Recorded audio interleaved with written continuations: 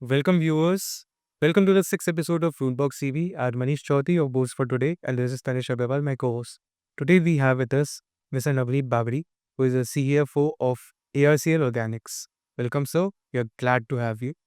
Uh, for our first question, we first want to understand what has your journey been? My journey as of today is excellent. I always have faith in God, and I always have one belief that instead of becoming a small machine part of a big machine, we become a big machine part of a small machine. Okay. So, and the second point which I always believe is luck.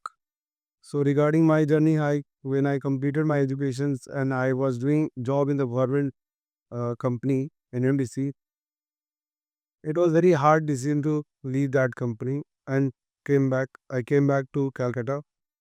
It was a very difficult time in this company, ARC.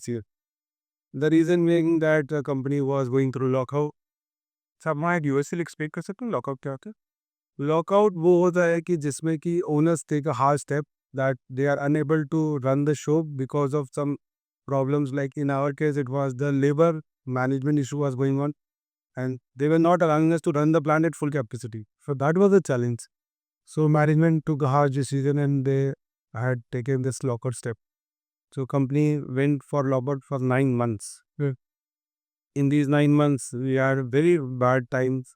There were some defaults happened in the banks also. We were unable to make the pivot. Some imports were also coming. They were also got delayed and we were unable to unload them. And after 9 months, we again started with the fresh enthusiasm that now this labor problem has been sorted out and we have to make sure that we are now doing food production. So this 2013 to 2019 was very difficult time. First, there was a lack of trust. No one was willing to give any credit. Everyone was asking for advance or advance LC. So getting raw material was a difficult. And there was time when I started in this company in the 2013 to 2015. Plant was running at the capacity of 50%. That too, there was an energy formulated plant. It was running 65% for 18 days only. We were unable to procure the raw material. Getting raw material all the way from Kandla to Calcutta is itself a big challenge. You import raw materials from Kandla and Gujarat. So we were buying that time raw material from Kandla. Kandla is basically a hub of methanol. It's an import bank of methanol. So you buy Kandla, you buy methanol from Kandla, and you get it transported from Kandla to Calcutta. From one part of India, yes, sir. Yes, it's far away. Suppose there was a time when the price of raw material is 20 and I'm making freight payment of 7 rupees, 8 rupees. So that much is my transit cost because I don't have that much financial liberty to import the material directly to my port, Calcutta port. So this was a big challenge I was facing. Sir Calcutta port में क्यों import नहीं करता देता? First, in 2013-14, there was a scarcity of money. Second, we were unable to get a small ship. Okay, yeah, in the 2000 era, you used to get 2000-ton ship. Now, no ship is willing to give you below 5000 ton. And for 5000 ton also, they are not willing to come for you only for 5000. They will only come if there's a part shipment in other ports. Okay, like Vizag, Kakinada, Kochi. If there are 2-3 part shipment, then only otherwise it is not viable for them to coming all the way from Saudi to Kolkata only for 5 KD. And your freight price will be so high, you can't match it with the Kerala cost. You import from Saudi. Yes. Saudi से मेरे दिमाग में first चीज़ यही है कि currently वहाँ तो situation बहुत खराब है, so how you managing the supply chains? ये आपने दुखती रन हाथ रख दिया क्योंकि worst thing is the I had opened the LC, I made the advance payment and my ship was supposed to leave on 2nd March. And this entire episode happened on 25th. So there was the first major we lost, I think, approximately more than 10 to 12 crore rupees on that shipment. Had we got that shipment, it was a great boost for the company. But now the things are very touchy. We don't know how it is going to happen in future. Because right now, it's a scarcity of methanol in India. अच्छा मैं methanol के बारे में आपको बता रहा हूँ methanol is the mother raw material for all resins which is used for plywood industry अगर मेथनॉल नहीं आया, और इंडिया में प्रॉब्लम क्या है, इंडिया में only one company APL is manufacturing methanol. GNFC, GSFC do have the capacity, but they are not manufacturing because the gas cost is very high. So it's not viable for them. Even for APL, it's very difficult. Gas cost is also high for them. But right now, since there's scarcity of methanol, so they are the only ones who are making methanol. From methanol, you make formaldehyde. Okay, it's a reaction you do through the catalyst. Catalysts are silver catalyst or metal oxide catalyst. There are two type of catalysts, and for approximately for 0.45 metric ton of methanol, you get 1 metric ton of formaldehyde. This is the conversion issue you usually gets. With this formaldehyde only, you mix different type of raw material and make the resins. If there is a scarcity of formaldehyde in India, I believe 99% of plywood industry will get lost.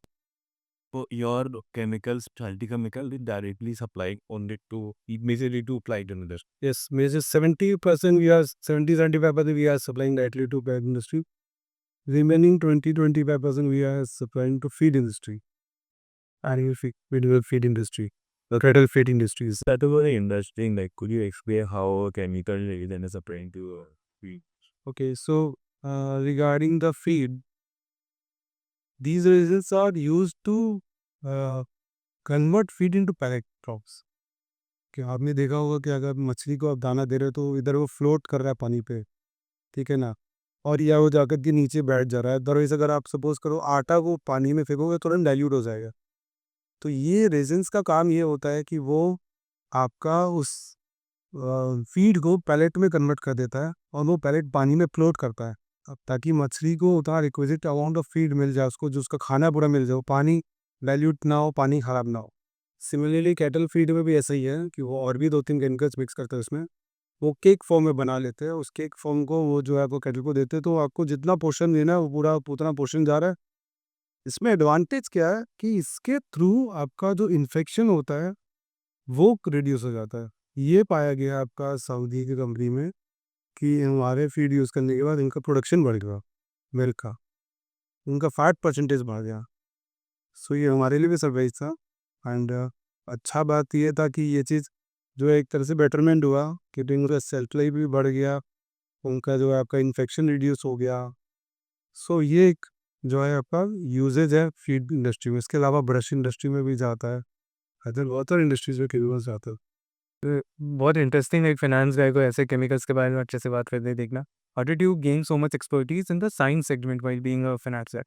So first of all, I should thank my grandfather. Why? Because I learned from him that he was novel, means class 10 pass out, and he was head of the jute industry. He had made the costing from his hand, which was the means, master copy for all the jute industries costing. So what happened? What I learned from is that there is nothing that आप ये चीज़ समझ नहीं सकते हो. What he told me is common sense is very uncommon. To go and watch silently, have patience, try to observe things, what is happening. I know I'm not the chemical guy, and there's no harm in accepting it. So what I have to learn, I have to start learning from child. So I'm thankful to my chairman that he forced me that a CFO is not the guy who only look after accounts. CFO is not the guy who only look after money. You are the one who have to go and do the entire costing in deep. How will you do the costing if you don't know the entire flow? So people ask me, I can explain you the entire flow from beginning to the end, how the entire production process, everything happens. Okay. But I don't know the chemicals, I don't know the resins, how they make and what they mix it, and I don't want to get into that. But I know the basic formula, basic functionality, how these things are raised and how these things are made. So this idea helps me to understand. Otherwise, if you ask me the formula of methanol, I don't know the formula of methanol. But I know how it is done, and I know how and where we can save money. Sir 2019 के बाद से the company so rapid growth phase, particularly post covid.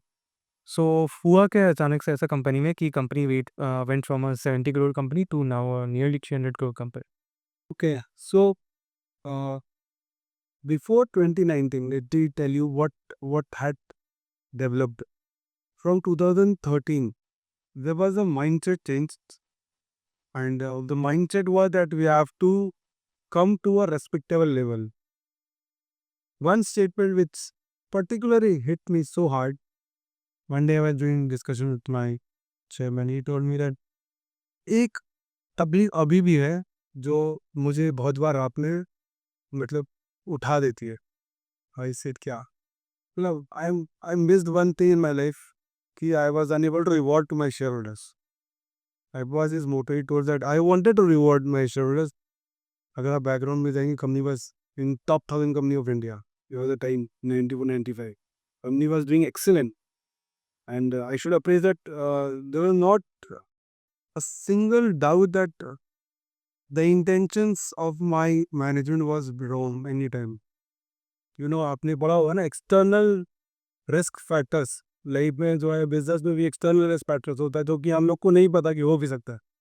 So what happened that time, the company was doing excellent, सब कुछ ठीक था. IPO आ गया, huge money company के पास हो गया. Company had went into expansion, heavy expansion. And what you should understand, what is the difference between Gujarat and Kolkata. ठीक है, एक्सपेंशन में गए, and one fine morning in December 1996, the news came from Supreme Court, no more cutting of trees in Assam. Everything over. सारे plywood, जितने big plywood थे, सब रातों रात बर्बाद हो गए. आपका तो मेन मतलब जो है बिजनेस था प्लाईवुड से. अब जब प्लाईवुड ही बंद हो गए तो आप किसको दोगे? एंड आपका टाइमिंग इतना रॉन्ग हो गया कि आप उसी टाइम पे एक्सपेंशन में गए, आपने जो है करोड़ रुपीज 96 में एक्सपेंशन पे लगा दिया. क्यों आई अचानक से? Like I am from Assam, so very few years right now. Forest cutting, supreme court does not want to destroy the forest. Any randomly हो गए? आई डिस्कशन चल रहा था कि वहाँ पे जो है आपको बहुत ज़्यादा इरोजन हो रहा है फॉरेस्ट का. प्लाईवुड जो अगर दरकार है तो आपको तो लकड़ी चाहिए. तो ये जो है सुप्रीम कोर्ट का जजमेंट आ गया कि आप वहाँ पे और कट नहीं कर सकते हो प्लीज़. वो एक एक एक्सटर्नल डिसीजन जो आपको कोई आइडिया नहीं है, आपके हाथ में भी नहीं है, और वो एक डिसीजन ने पूरा का पूरा कंपनी को क्लास कर दिया. कंपनी वहाँ से 98 में बीआईएफआर में चली गई. 98 से लेकर के कंपनी 2011 तक स्ट्रगल ही कर रही थी. बीआईएफआर मतलब कि यार, आपने इतना लोन ले रखा है कि आपका जो बैंक में जो पैसे आएंगे, वो पैसे आने के पहले बैंक ले जाएगी, तो आप क्या बिजनेस करोगे? तो BIFR was giving you production कि ठीक है आप बिजनेस करो, मगर आप ये इंश्योर करना कि जो है everything is working around the business only. So hard time was there 2008 when they do the settlement and everything, and they made the payment. Things were very good. And then from 2009 we were of the mindset that we have to grow. 2011 में सब settlement complete हो, 11 and 12 better. From 2013 I joined this company in August 2013. So 2013 से intention was to make sure कि भैया आप जो है ये momentum को maintain रखो. So as I told you, formulate plant was running only 65 ton per 18 days.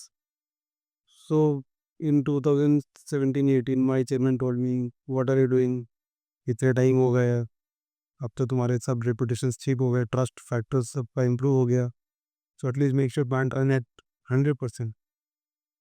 तो what was first challenge is let the 65 ton per day run 30 day, from 18 days to 30 days. So we have started that. Next challenge was in the year 2019 that now you have to run this plant at 100 ton per day capacity. Okay. So we took this challenge, and now production was at 100 ton per day for 30 days. These two changes we have accepted this challenge and we implemented this. Only way overcoming the bad time is doing the production and selling it. So no doubt all our directors, they have done excellent job. Marketing was the backbone of the company. They managed to sell everything. The biggest change happened in the year 2020 when the COVID came.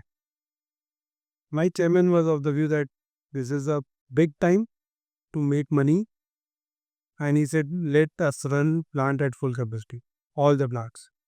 There will be scarcity, and in scarcity you get the opportunity.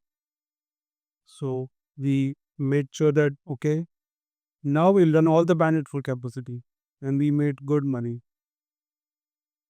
मतलब एक shocking बात reveal करता हूँ.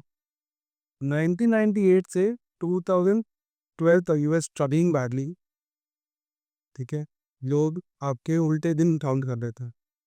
2013 से 2018 तक you trying to survive, कि सारे loan repayment हो जाए, बैंक्स के सब कुछ आप मैनेज करके उस पोजीशन में आ जाओ।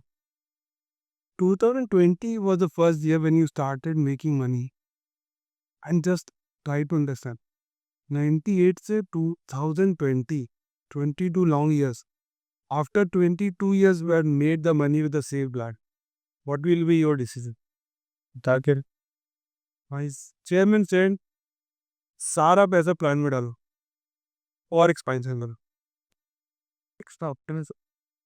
I told you na, that is why the brain is the owners and the heart is the CFO. I was like, how are you going to manage the show? But he's like, no, we have to do the expansion. And as you asked that, how from 19 to 26 this entire jump has happened? Because we have reinvested the entire money. It's every year there was expansion plan going on, and we invested into Energy 2. Our first plan was 100 ton per day capacity. Second class our plant was 200 ton per day cap. So we have doubled the capacity. Now we are running 300 ton formulated capacity. Similarly for the powder, we were having two plants for 12 ton and 18 ton. Now we have made another plant of 30 ton capacity. आके और भी केले extra plan से company को Yes, अभी हमने गुजरात में plant खरीदा दिसंबर में, तो वी आर एक्सपेक्टिंग कि यहाँ पे और फर्दर कैपेक्स होगा, क्योंकि Gujarat is always going to have a one notch advantage over Kolkata. The reason is you save a lot of money there by this transport cost is a big cost for long term. Let's again do the calculation. Next big thing happened in the year 2023. We were able to import methanol directly to Baswell. Okay. Till before that we were doing transit. The cost was approximately 8 rupees getting from Kandla to Calcutta. Now this direct shipment has helped us. The cost has gone down by 4 rupees. So if you are doing import of let's say 20,000 ton and you are saving 4 rupees, it's a huge amount in going directly to the bottom. So this import has given two advantages. This has given two advantages. First, the production has gone on drastically. We were able to run both the plants at full capacity, 200 ton and 100 ton. So that was one advantage. In 2019, I was doing sales of formulated only 500 ton per month. In 2024, my sales was 5,000 ton per month. So 10 times on the sales part in the formulated division. Similarly, my powder division has also done the extraordinary sales. We were able to do a lot of exports also. Seeing all this आप लोग ने business रीलिस्ट कर दी 2033 नहीं, ये process भी मैंने आपको अभी जो बताया था चेवन सा था, ये प्रोसेस भी 2015 से चालू था. एंड 8 साल लगे. हाँ, इसमें लगी क्योंकि कुछ डिस्प्यूट्स थे, कुछ अरेंजमेंट जो हुआ था उस अरेंजमेंट्स पे कुछ डिस्प्यूट्स आ रहे थे, तो हाई कोर्ट गए थे, वहाँ पे टाइम लगा. वो आपका पूरा प्रोसेस होते होते होते 2023 में, और ये कोविड के कारण भी थोड़ा टाइम ज़्यादा टन गया. 23 में सितंबर में भी got listed. So can you explain the process कि एक बिजनेस डीलिस्ट हो या उसको डीलिस्ट कैसे करते हैं वापस, बिकॉज काफ़ी यूनिक थिंग है. So first of all I think India में हार्डली कुछ गिने चुने कंपनी होंगे जो कि डीलिस्ट होने के बाद रिलिस्ट होकर के शेयर होल्डर्स को रिवॉर्ड कर पाए. So I am thankful to God कि we are one of them. The journey is still going on. अब डीलिस्ट का तो कारण ये है कि अगर आपने डिफ़ॉल्ट किया तो सिंपल है, no one is going to sparing. आपके प्राइस एकदम क्रैश कर जाते हैं. There will be hardly any trading, and वो ट्रेडिंग के कारण जो है आप समझ लीजिए कि देयर विल बी टाइम कि आप डिफ़ॉल्टर हो जाते हो, और वो डिफ़ॉल्टर के कारण आप जो है वहाँ पे कंप्लाइंसेस नहीं कर पाते हो सेबी का, बीएसई का, और उस कंप्लाइंसेस के कारण आप डिलिस्ट हो जाते हो. और आप बुरी चाहोगे डिलिस्ट होना, अदरवाइज इतना पेनल्टी और ये सब आएगा आपको कि जो आप उसको मेंटेन नहीं कर सकते हो. तो डीलिस्टिंग मैंने देखा था कि 2 टाइप्स के होते हैं। एक होता है कि promoter wants to delist himself और एक होता है कि SEBI because of compliances delist. Mostly जो है कंपनी वही रोड अप पैदल it's SEBI and compliance which forces you to do delist. Promoter never want to delist, never, until you are a company who's making huge amount and you know that now valuation is not right, getting delisted, and you can if you want to sell the company, your valuation will be much higher. That is the only reason promoter want to delist. Otherwise, why would the promoter want to do this? Another reason, listed, getting listed is very easy. But listing compliances is huge. There are so many eyes on you. So मेरे को चैन का ज़िंदगी जीना भाई, मेरे को वो tension नहीं चाहिए, मैं पैसे कमा रहा हूँ, क्या दरकार है इतना दफ़ा करना, मुझे किसी को क्यों जवाब देना है. आज जिस दिन से लिस्टिंग हुआ है आपका जवाबदारी बहुत बढ़ जाता है, आपको 10 आदमी को बात बताना पड़ता है ना, आपको पूरे दुनिया को क्वार्टरली रिजल्ट बताना पड़ता है ना, आपको सब कुछ इन्फॉर्म करना पड़ता है ना, गड़बड़ हुआ 30 मिनट के अंदर आपको इन्फॉर्म करना पड़ रहा है बीएससी को कि भाई ये गड़बड़ हुआ वो हुआ. तो आप नहीं लिस्टेड हो तो आप रिलैक्स हो, आज 10 करोड़ कमा रहे हो 50 करोड़ कमा रहे हो, आप भैया कंप्लायंसेस कर रहे हो, ऑडिट हो रहा है, everything is okay. Being the CFO आप सबसे ज़्यादा रिस्पॉन्सिबल लिस्टिंग वाले बात. ये तो एक बहुत बड़ा चैलेंज है. बीइंग द सीएफओ आपके ऊपर कितने लोगों का भरोसा है, आप ये देखिए. Number 1 investors. ठीक है, investor no doubt CFO is part of the top management, so CFO and the owners, but investors, stake holders I am talking about. Number 2 bankers. Bankers आपके ऊपर है, आपके जितने भी जो सप्लायर्स है उनका उनका भी बहुत बड़ा वैलिड पॉइंट है कि भैया आप बैठे हो वहाँ पे, आप ओनर हो, तो आप आदमी को देख करके जो है क्रेडिट भी देते हैं ना, बिजनेस को देख के नहीं देते. बड़े से बड़े बिजनेसमैन भी जो है आपको पलट जाते हैं. बट अगर आपको क्रेडिबिलिटी कि आप अगर जबान दे दी तो जबान में बहुत कीमत है कि आप कुछ भी करके यू विल डू दैट. तो वो, और उसके बाद कंप्लायंसेस. कंप्लायंसेस इतना ज़्यादा हो गया है. अब मैं कंप्लायंस का बात क्या है तो मैं आपको बताता हूँ कि हर कंपनी को, मतलब सीएफओ बोलिए, चेयरमैन बोलिए, डायरेक्टर बोलिए, हर कंपनी को ये एक इतना मतलब इम्पोर्टेंट डिपार्टमेंट है ना लिटिगेशन का, जिस पे इतना ज़्यादा उनको फोकस करना चाहिए ना. मैं एग्जांपल देता हूँ आपको, मेरी कंपनी का एक एग्जांपल देता हूँ. 2008 में एक रेड हुआ, ठीक है, एक्साइज डिपार्टमेंट का. रेड में बहुत सारे क्वेरीज हुए, रेड रात में रेड चल रहा था, हैंडलिंग इश्यूज हो गए थोड़े, एंड एक बहुत बड़ा प्रॉब्लम है. प्रॉब्लम क्या है कि वी आर ऑलवेज वॉरियर्स, हम हार नहीं मान सकते. ठीक है, आप झुकने को तैयार नहीं हो, आपको लगता है कि I am the right, might is the right. अब आप लड़ने को तैयार हो जाते हो. लड़ना बुरी बात नहीं है, मगर लड़ना दिमाग के साथ बहुत ज़रूरी है. अब क्यों ज़रूरी है मैं बताता हूँ. आपने वहाँ पे रेड हुआ, केस बना, उस केस के दौरान जो है आपका बहुत बड़ा ह्यूज अमाउंट आ गया, ढंग से हैंडलिंग नहीं हुआ, कमिश्नर अपील में गए, वहाँ हार गए, कमिश्नर अभी गए ट्राइब्यूनल में गए, ट्राइब्यूनल में हार गए.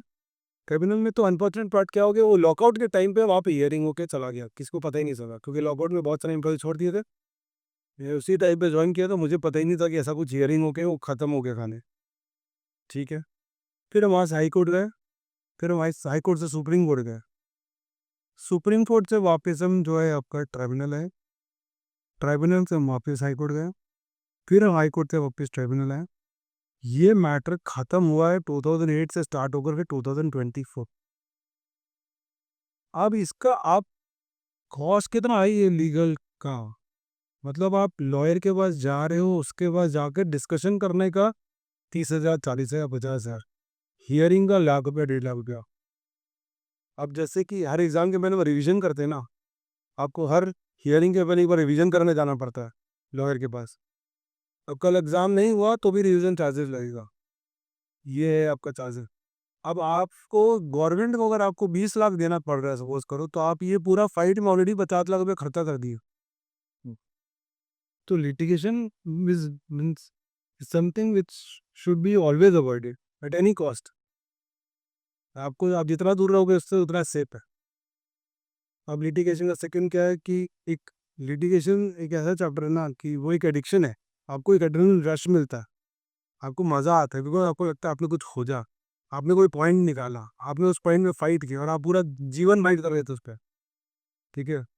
बट उसमें एट द एंड क्या होता है यार, एक तो आपका एनर्जी लॉस, आपका टाइम लॉस, आपका टीम का माइंडसेट लॉस, क्योंकि आप हो सकते हैं बहुत स्ट्रांग हेडेड हो, आपका टीम उतना स्ट्रांग हेडेड नहीं हो, उसको फियर हो जाएगा, अरे ये हो गया तो क्या होगा, वो हो गया तो क्या होगा। तो मेरा माइंडसेट बहुत क्लियर है कि भाई try to resolve maximum litigation at the bottom level, and before that make sure भाई आपका कंप्लायंसेस सही हो। अब वो उस लेवल पे जाने का भी दरकार नहीं पड़ा।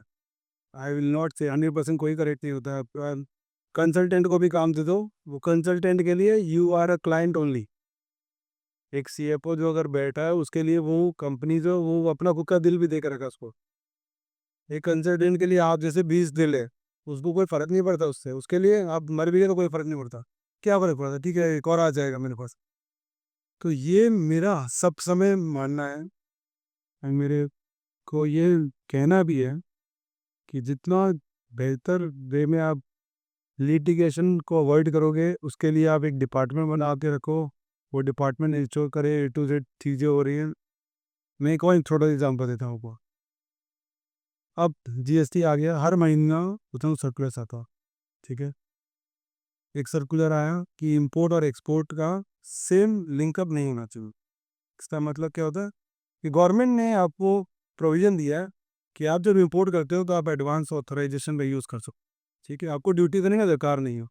मैंने नहीं बोला, गवर्नमेंट का प्रोविज़न है, वो आपको लाइसेंस दे रहा है, आप उस लाइसेंस के बेसिस पे काम करो। गवर्नमेंट ने आपको प्रोविज़न दिया कि आप जब एक्सपोर्ट करते हो तो ड्यूटी पेमेंट कर दो, और ड्यूटी पेमेंट करके एक्सपोर्ट कर दो, वो आपको ड्यूटी रिफंड आ जाएगा, ठीक है।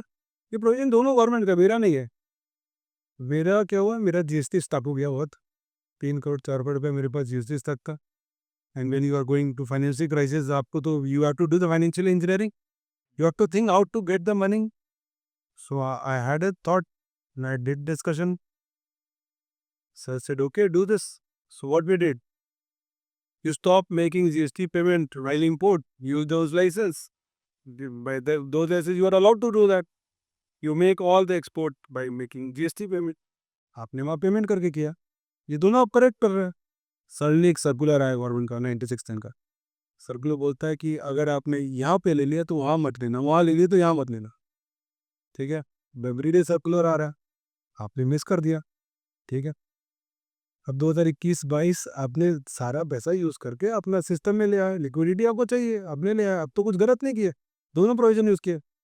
2 साल बाद चिट्ठी आता है, और चिट्ठी बोलता है कि आपने गलती किया, ये पैसे को पूरा लौटाओ, इस पे जो है 24% इंटरेस्ट दो, और पेनल्टी लगेगा, क्यों नहीं लगेगा ये बताओ। अब एक छोटा सा मिस्टेक के कारण ये देखा गया, और ये केस 2 साल 3 साल तक लफड़ा चल रहा है। तो फॉर्चुनेट इनफ कि गुजरात हाई कोर्ट में इसका जजमेंट आ गया, एंड गवर्नमेंट को भी समझ में आया कि ये चीज़ नहीं, गवर्नमेंट ने उस सेक्शन को विड्रॉ कर लिया है। अगर आप बताइए, आपका तो 2-3 साल नींद उड़ी है ना, तो इतना बड़ा लायबिलिटी आपके सर पे आ गया। तो सिमिलरली ये बहुत इंपॉर्टेंट फैक्टर है कि आपको देखना है कि ये डिपार्टमेंट का काम क्या है, हर चीज़ अपडेट करना। तो अपडेट करते रहो, पढ़ते रहो, एंड उसको इंश्योर करो कि आप उस चीज़ से जितना दूर रह सके उसको उतना बेहतर है। एंड अगर फंस भी जाए तो एट फर्स्ट लेवल उसको कट करके आप ठीक कीजिए, जाकर के वहाँ डिस्कस कीजिए, प्रॉब्लम को रिजॉल्व कीजिए। So you just mentioned liquidity abhi. As a CFO, how do you manage the liquidity of a company? Okay, again going back to the first dialogue, CFO is the heart of the company, and blood is money. So if you want to run the company, you have to make sure that you are best in managing the liquidity. Otherwise, it's a early sign कि आपको attack आएगा। 2016 में अगर आप सही से manage कर नहीं रहे हो, 2019 में जाके अटैक आएगा, वो अटैक आएगा, और वो अटैक सबको मरवाएगा। मैं एक बहुत बार सोचता हूँ, मेरा एक फीलिंग आता है कि एक सीएफओ एक एम्प्लॉय तो है, तो उस सीएफओ पे इतने लोग निर्भर हैं, उसको ये चीज़ इंश्योर करना चाहिए कि आप जो है लिक्विडिटी, अच्छा coming back to liquidity point, working capital, I always from very first day always believe कि why it is important, you manage working capital very very professionally. आपको रॉ मटेरियल करना है, आप मेरे बैलेंस शीट को देखेंगे ना, तो आपको दिखेगा कि how well the working capital was manage for so many years. The surprise part is when I join this company in the 2013, my bank limit was 25 crores. In the year 2018, my bank limit reduced from 25 crore to 16 crore. My turnover has gone up from 50 crore to 80 crore, 90 crore. So आप समझो मेरे को pressure कितना बढ़ गया हो. But what I did, बहुत simple circle है. You have to purchase. अगर आप ट्रस्ट है, आपको विश्वास करते लो कि ये बंदा अगर ज़बान दे दिया तो उस दिन वो मैनेज करके कुछ भी करके पेमेंट करेगा. एलसी होगा तो you have to make sure कि वो बैंक का डिफॉल्ट नहीं होना चाहिए. बट मैं क्रेडिट टर्म्स में स्टार्ट करता हूँ. तो वो ट्रस्ट डेवलप किया आपने. आपको रॉ मटेरियल उधार में मिलने लगा. आप जो है बहुत ज़्यादा उधार लेना चालू कर दी. रॉ मटेरियल को आप ला करके या फिनिश गुड्स में कन्वर्ट किया. तो एक तो ये जो इन ट्रांजिट टाइम है ये भी पैसा है. Everything is money. लोग को वो ये चीज़ देखना होगा कि हर जगह खाली को पैसा दिख रहा है. वो ट्रांजिट में जो आपका टाइम लगा उसको आप कैसे शॉर्ट करोगे, कैसे वहाँ पे इंश्योर करोगे, वहाँ का ट्रांजिट कॉस्ट कैसे रिड्यूस करोगे. प्लांट में मटेरियल आ गया, उसको कन्वर्ट करना है into finish goods. Costing ensure करना है आपको कि वो आपको लोएस्ट कॉस्ट में हो, वहाँ वेस्टेज नहीं हो. उस कन्वर्जन होने के बाद आपको सेल करना है, तो वो मूवमेंट फास्ट होना चाहिए. आप इन्वेंट्री में ब्लॉक करके वो पैसे नहीं रख सकते. तो आपने उसको सेल किया इमीडिएटली. सेल करने के बाद कलेक्शन करना है फास्ट. अगर वो कलेक्शन नहीं हुआ फास्ट तो आप मतलब वापस लिक्विडिटी करना चाहता है. बहुत आसान है. देखिए, why we always say cash flow and profit में बहुत difference. And CFO should always look after cash flow. Profit is just the number. आपने बोला आपने 20 करोड़ रुपया कमाया, वेरी गुड, गाड़ी मारी आप पे कि आपने 20 करोड़ कमाया. मगर वो 20 करोड़ कहाँ है? क्रेडिटर्स डेटर्स में फंसे हुए हैं. क्रेडिटर्स आपका कपड़ा खोलने आ गए और डेटर्स से आपको पैसा नहीं मिल रहा, तो वो 20 करोड़ पेपर्स में रह गए ना. तो ये इंपॉर्टेंट है कि आप 10 करोड़ कमाओ बट वो रोटेशन चलता रहना चाहिए. आपने अगर पैसे ब्लॉक कर दिए और आपका रोटेशन नहीं हो रहा तो वो तो गेम ओवर हो जाएगा. So what I did specifically, मैंने जो फाइनेंशियल इंजीनियरिंग किया, मेरा मतलब बहुत डिफरेंट फाइनेंशियल इंजीनियरिंग था. मैंने मेरा आपसे बहुत अच्छा ट्रस्ट है, टर्म्स है. मेरे पास पैसे है ही नहीं. मेरे पास जितने पैसे हैं उसमें मैं 50 करोड़ टर्न ओवर कर सकता. बट 50 से मुझे 100 जाना है. तो मैंने इस ढंग से उसको कन्वर्ट किया कि आपसे ट्रस्ट है. मैंने आपको बोला कि मैं आपके ऊपर एलसी खोलता, आपको एलसी का पैसा मिल गया. आपका मेरा ट्रस्ट है, आपने मेरा उधार वाला पे एडजस्ट कर दिया एलसी का पैसा. एलसी में तो आपको इमीडिएट पेमेंट मिल रहा है ना, अगर एलसी एट साइट है तो. और एलसी एट 90 डेज है तो उसको आप डिस्काउंट करा सकते हो. के पास लिबर्टी है, आप अपना एलसी डिस्काउंट करा सकते हो. आपने उस एलसी को डिस्काउंट कराया, आपके पास पैसे आ गए. अगर मैंने आपको रिक्वेस्ट किया कि आप जो पैसे पा रहे हो उसको करंट बिल की जगह उसको मेरा पुराना वाला उधारी में एडजस्ट. मेरे तो मेरा आपका अंडरस्टैंडिंग है, इसमें तो बैंक को भी कोई प्रॉब्लम नहीं होगा. आपने उसको पुराने में एडजस्ट करके आपने मुझे और उधार के दे दिया. तो हुआ ये कि मैंने जो 90 दिन का उधारी लिया आपसे लेट्स से, उसको मैं अनदर 90 दिन एक्सटेंड कर पाया. तो मैं इनडायरेक्टली वो 90 दिन को 180 दिन तक लेके चला गया. तभी वो आपके फाइनेंशियल्स देख रहे हो कम, वो साइकिल कितना इंप्रूव होना चालू हो गया. मैंने तो इंपोर्ट किया, इंपोर्ट का टर्म्स है एडवांस. ठीक है, थैंक्स टू गॉड हमारा टर्म्स इतना अच्छा हो गया, वो मेरे को 30 डेज बिल देना चालू कर दिया 2 ट्रांजेक्शन के बाद. ठीक है. अब उधर भी हमने फाइनेंशियल इंजीनियरिंग किया, हमने किसी और से एलसी खुलवाया. अब मुझे वो 120 डेज का टर्म बिकॉज किसी और से खुलवाने का मिल गया. अब आपके पास 120 दिन है. आपको रॉ मटेरियल आके दे दिया, प्रोडक्शन हो गया, सेल हो गया, कलेक्शन हो गया. अगर आप ये पूरा साइकिल 120 दिन के अंदर कर सकते हो और आप उसमें प्रॉफिट कमा रहे हो तो आप एक्सपेंशन के लिए एलिजिबल. अगर आप 120 दिन में भी उसको नहीं घुमा करके ला पा रहे हो, या अगर आप 90 दिन आप 90 दिन में घुमा के नहीं ला पा रहे हो, तो you are not eligible for expansion. आप आज नहीं तो कल जा करके वो वहाँ पे फंस जाओ, और वो एक तरह का सुसाइडल है. और उधर में क्या प्रॉब्लम होता है ना, अगर आपने एक बार पेमेंट डिफॉल्ट करना चालू किया तो वो ट्रस्ट वापस गया. वो ट्रस्ट गया, वो ट्रस्ट अगर आपका चला गया तो आपका वापस से पूरा साइकिल ब्लॉक हो जाएगा. ये एकदम सिंपल सा कंसेप्ट है. वर्किंग कैपिटल मैनेजमेंट अगर कोई सेफो नहीं करता है, सेफो हो गया कोई अगर अकाउंट्स का हेड भी है, फाइनेंस का गाय है, उसको ये चीज़ देखना होगा ये साइकिल मेरा प्रॉपर्ली चलता है. अब इस साइकिल में क्या है, हर जगह पैसा है. इसमें भी रॉ मटेरियल परचेज में पैसा, you have to get at the lowest price. ठीक है. आज के दिन सबसे डिफिकल्ट टास्क क्या है आपको पता, आप बिलीव नहीं करोगे जो मैं बोले था. आज के दिन सब जगह आपका एक बैड कल्चर हो गया ब्राइबरी का. आई don't know why.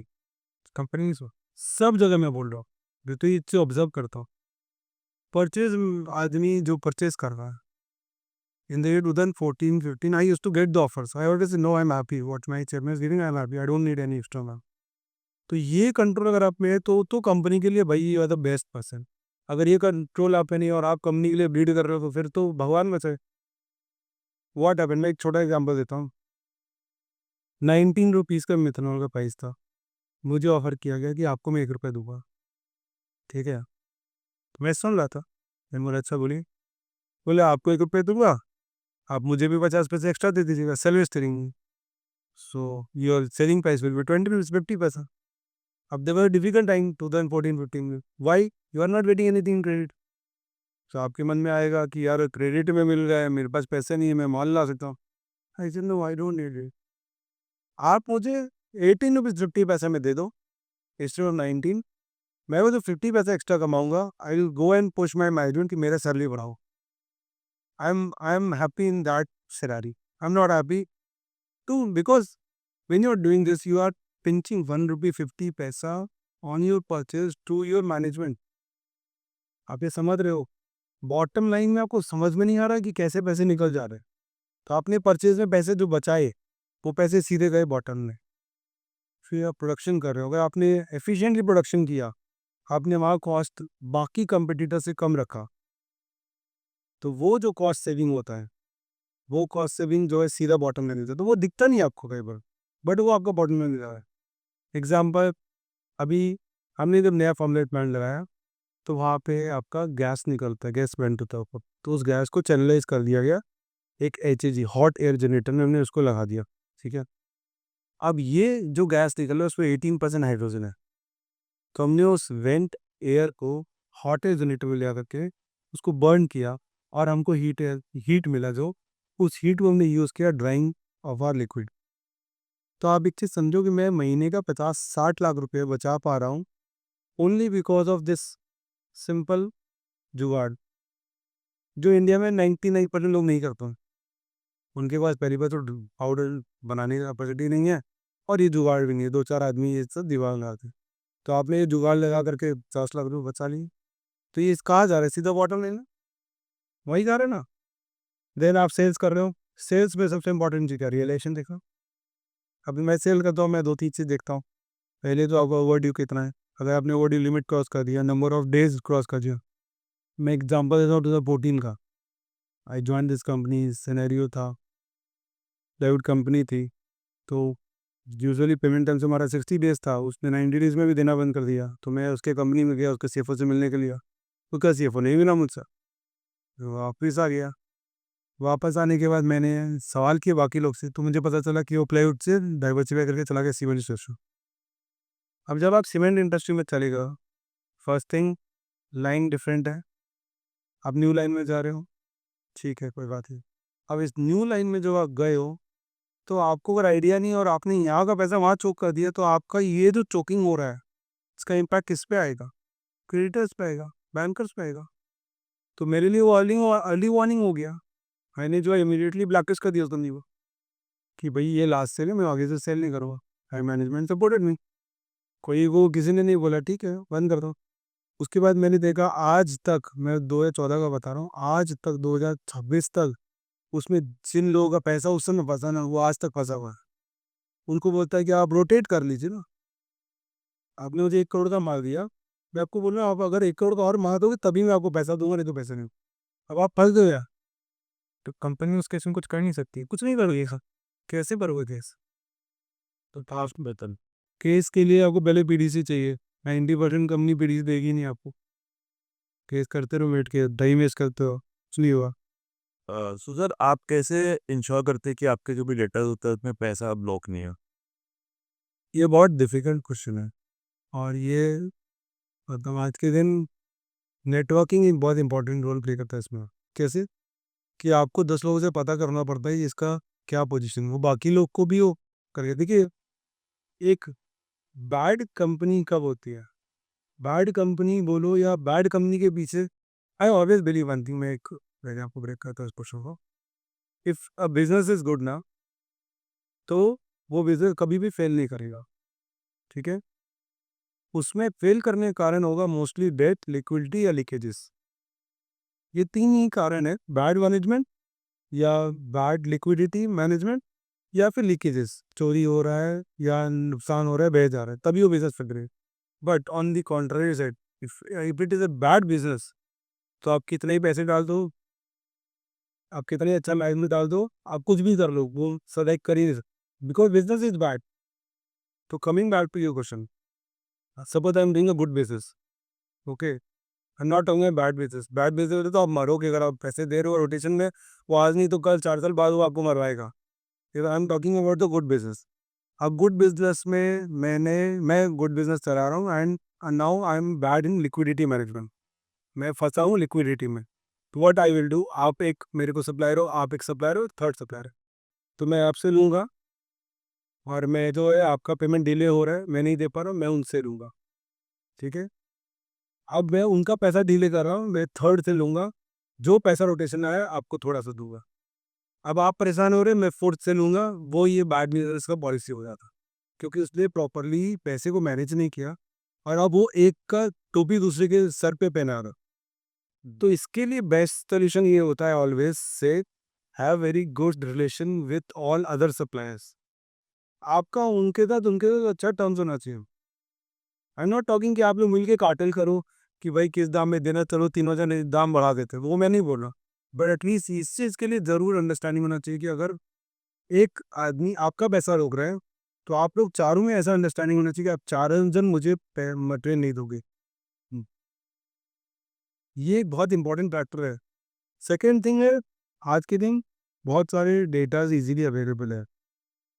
Let's say पैसे लगते हैं 2-3 हज़ार रुपये, आपको पूरा का पूरा उसका इतिहास मिल जाता है, कितना डिफ़ॉल्ट, कितना केसेस, प्रोब भी अगर आप बोलेंगे जो बैंक निकालते हैं, वो सब इजीली अवेलेबल है। आप 3,000 रुपये दो, अगर कंपनी है तो उसका पूरा हिस्ट्री, पूरा लास्ट 10 साल, इवन अगर प्राइवेट लिमिटेड है वो भी मिल जाएगा, सब कुछ।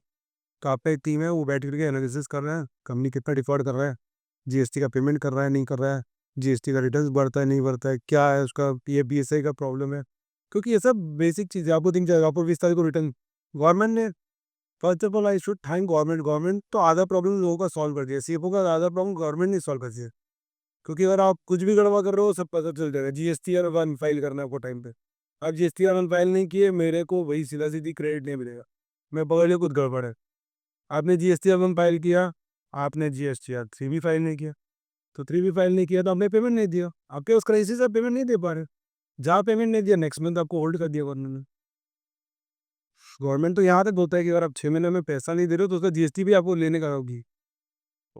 यहाँ तक गवर्नमेंट बहुत अच्छा ये चीज़ के लिए काम कर रहा। सर कमिंग फ्रॉम जो भी डेटा साइकिल है एंड पेमेंट एंड रिसीवेबल्स है, आपका जो इन्वेंट्री मैनेजमेंट सिस्टम है, और मतलब वो आप कैसे इम्प्रूव करते हैं along with capacity utilisation of your pack?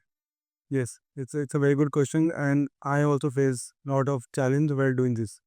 The reason is when you do expansion, आपने expansion कर लिया, आपका कैपेसिटी था 100 टन, अब वो पहुंच गया 300 टन, ठीक है, एंड आपने टैंक्स भी बना लिया है, वो कैपेसिटी है सपोज करो लेट्स से एग्जांपल में 2000 टन का रखने का कैपेसिटी।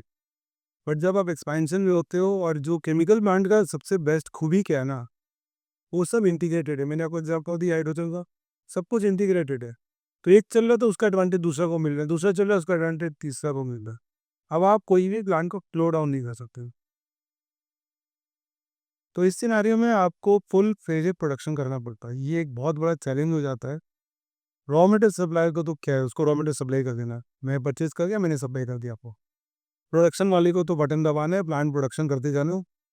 आपके पास स्टोरेज नहीं है, आप यहाँ से कहीं और गोडाउन लेकर के वहाँ स्टोर कर जाओ, कोई इशू नहीं। चैलेंज कहाँ होता है, मार्केटिंग का बहुत बड़ा चैलेंज होता है और बहुत बड़ा प्रेशर होता है।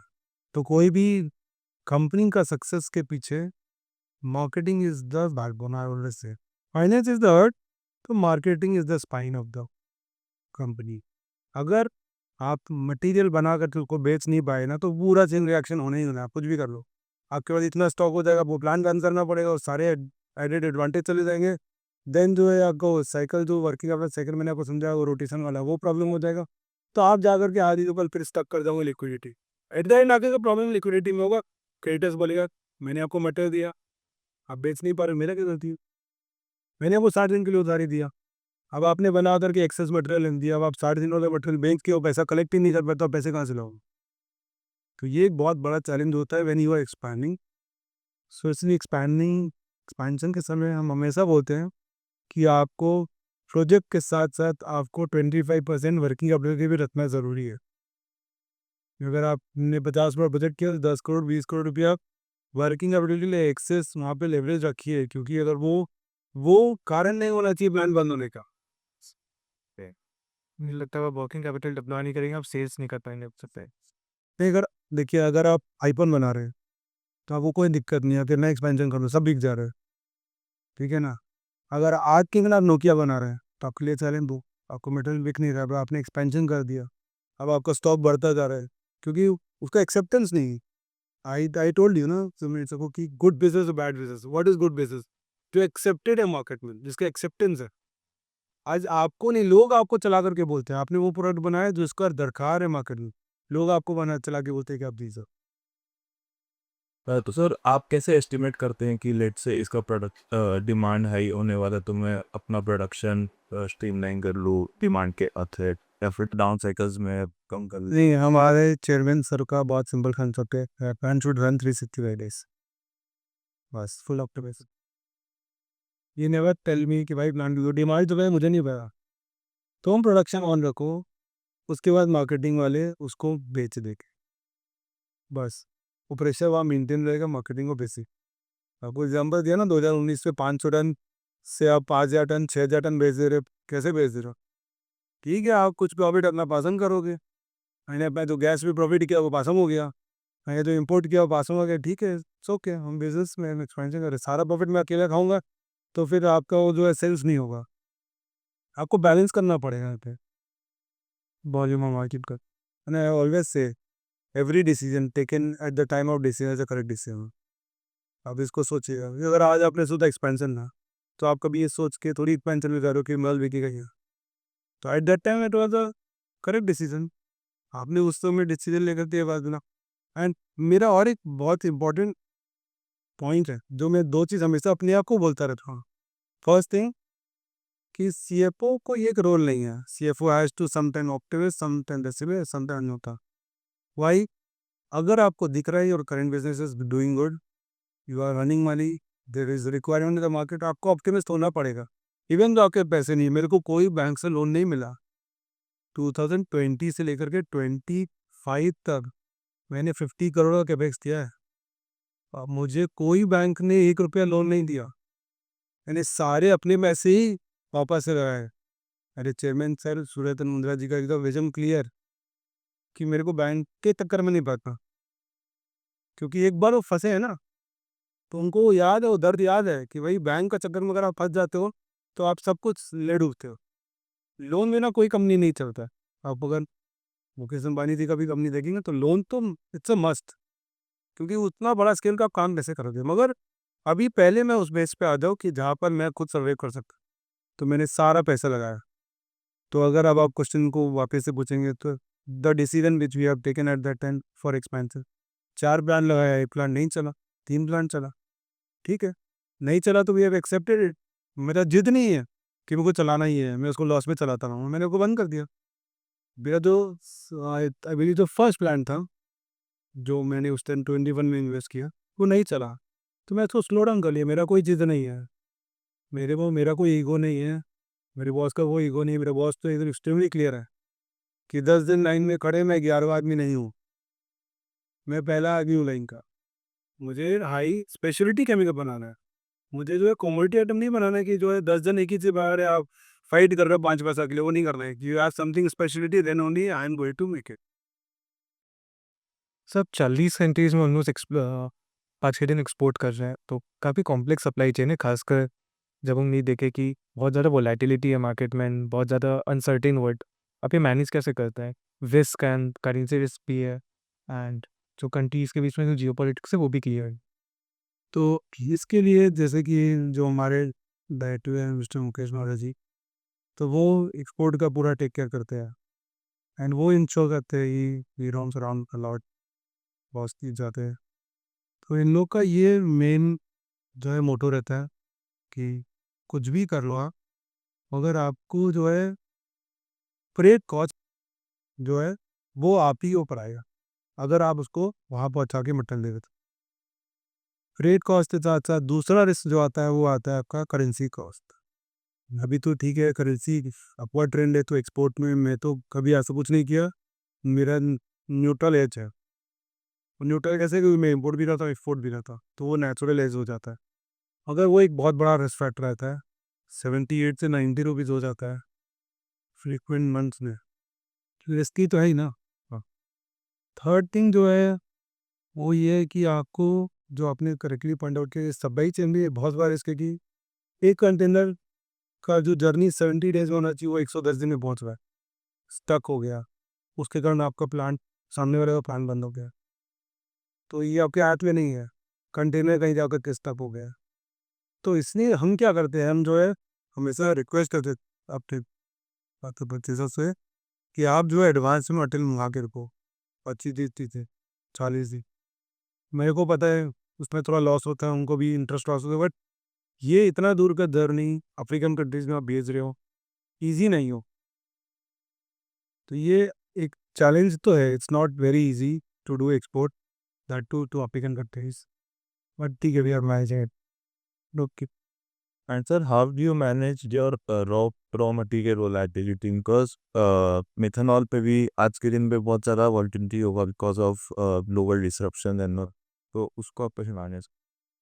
मेथनॉल ग्लोबल डिस्ट्रप्शन तो अभी हुआ, बट मेथनॉल ऐसा प्रोडक्ट है जो हर साल डबल होता है और आप होता है, पता नहीं क्या प्रॉब्लम। 2013 से लेकर के 2026 तक मैंने देखा, ऐसा कोई साल नहीं है, एक साल को छोड़ के, जो मेथनॉल में फ्लक्चुएशन नहीं है। वो 20 रुपये भी दिखाएगा, वो 38 रुपये भी दिखाएगा हर साल, क्योंकि वो डायरेक्टली लिंक्ड है गैस से। उसका भी आप समझ लो कि अगर अभी ईरान में गैस, ठंड का टाइम है, लो हाउस होल्ड के लिए गैस डाइवर्ट हो गया, शॉर्टेज हो गया, प्राइस भाग गया। और सऊदी में भी ऐसा हो गया, प्राइस भाग गया। अब सिंपल सा है, जैसे मैंने आपको बताया अभी कि मैं एडवांस में उनके लिए प्लानिंग करवाता हूँ, तो मैं अपने लिए भी एडवांस में प्लानिंग करता हूँ कि मेरे पास एट एनी गिवन टाइम 25 दिन 30 दिन का स्टॉक रहना चाहिए। तो इसमें हम मैनेजमेंट को ये डिसाइड करना है कि अगर वो बहुत एबनॉर्मली नहीं भागा है ना, तो हम जो है उसको स्लोली स्लोली प्राइस चेंज कर देते हैं। अगर एबनॉर्मली भाग रहा है तो हम उसको 24 आवर्स में चेंज पाए, प्राइस को जो है आपको एडजस्ट करना पड़ेगा। मेथनॉल ऐसा प्रोडक्ट है कि वो एक दिन नहीं, हर घंटे प्राइस चेंज होता है उसका, कुछ नहीं पता। तो आपको वहाँ पे 2 दिन में आपकी अपने हैंड प्रोडक्ट में प्राइस चेंज है। Sir, coming to the capture sector part of ARCL, like आपको कैसे लगता है कि ये डेटा इक्विटी में बैलेंस अपना चाहिए कि ऑप्टिमाइज भी हो एंड प्लस फ्लेक्सिबिलिटी भी हो? यस, डेट इक्विटी बैलेंस करना बहुत ज़रूरी है, क्योंकि उससे सबसे इम्पोर्टेंट आपका रेपुटेशन बहुत हद तक मैटर करता है कि आप how good you are performing as a company. Equity में जब आप रिजर्व देखते हो, रिजर्व से directly link with the profits, तो आपका जो प्रॉफिट था, आपका जो एक्सपेंशन आप करने का सोच रहे हो, तो वो ये एक मैसेज क्लियर कट देता है इंडस्ट्री को भी कि आप जो है अपने पैसे को इन्वेस्ट करना चाहते हो और आप अपने पैसे से ही बिजनेस को एक्सपैंड करना।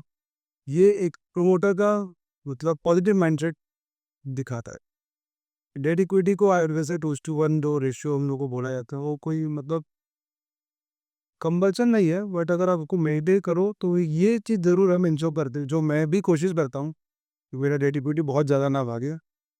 उसका रीज़न एकदम सिंपल है, ये कि अगर आप बिजनेस में कंटिन्यूसली प्रॉफिट जनरेट कर रहे हो, तब तो आप ये रेशियो मेंटेन करने का पोजिशन हो, क्योंकि आप जो एक्सपेंशन किए हो, डेफिनेटली डेट चाहिए। बेसिकली 70-30 75-25 रेशियो में भी प्रेफर डेट, बैंक का जो लोन आता है एंड इक्विटी का जो लगता है। But I always tell this कि इसको अगर हम 2:1 से नीचे रखें, तो ये एक प्रेशर हमारे ऊपर रहता है कि जो मेरा आइडल फंड है, जो मैं अपना इंटरनल जनरेशन का IRR निकालता हूँ, उसको मुझे हाई नंबर्स पे रखना। क्योंकि ये मिस्टेक मैंने देखा है कि व्हेन यू गेट मनी ना, अरे चलो पार्टी का टाइम आ गया, ऐसा नहीं है। वो बैंक का पैसा, ऐसा नहीं है। तो उस बैंक का पैसा से आपको पैसे लगाने हैं, एक्सपेंशन करने हैं, सेल्स करने हैं, कमाने हैं। उस कमाई को, पैसा को अगेन आपको रीडिप्लॉय करना है। अब एक ये बहुत बार चैलेंज मैंने भी फेस किया है बोर्ड मीटिंग में भी, that why are you not giving dividend, या AGM में भी मुझे ये क्वेश्चन पूछा जाता है कि आप डिविडेंड क्यों नहीं दे पाते हो। तो I am willing to give dividend, but again the challenge is कि I always prefer that before utilizing my money for payment of dividend, it's better to utilize my money for expansion. अब मैं अगर उस page में आ गया हूँ कि अब देश दो मोर स्कोप ऑफ एक्सपेंशन, अब मेरे को और कुछ दिख नहीं रहा है, कोई बिजनेस नहीं दिख रहा, तो I don't want to do this as FD कि मैंने 50 करोड़ का कमा के एफडी करके रखा है या शेयर मार्केट इन्वेस्ट कर दे रहा. That time I will say कि it's better distribute this money to share holders, reward them. Otherwise, the other way of rewarding them is by price appreciation. And if you are utilizing your own money, this is the best message you give to the industry and stakeholders.